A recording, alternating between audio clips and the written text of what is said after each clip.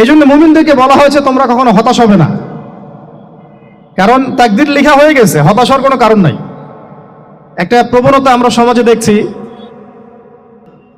Young জেনারেশনকে আমরা নসিহত করব যে ভুলেও নিজের জীবনকে বিসর্জন দিতে যাবেন না। আল্লাহ রাব্বুল আলামিন আপনাদেরকে সৃষ্টি করেছেন তার ইবাদত করার জন্য এবং তার জমিনে তার দিনটাকে প্রতিষ্ঠা করার জন্য। হেলায় খেলায় আপনার জীবনটা নষ্ট করবেন না, ঠিক আছে ভাই? আল্লাহ বোঝার তৌফিক দান করেন। তো কলম সৃষ্টি করার পরে কিয়ামত পর্যন্ত সব লেখা হয়ে গেছে। এখন আমাদের এই পৃথিবীতে তো মানুষ ছিল না, ছিল? এদিকে মনোযোগ দেন।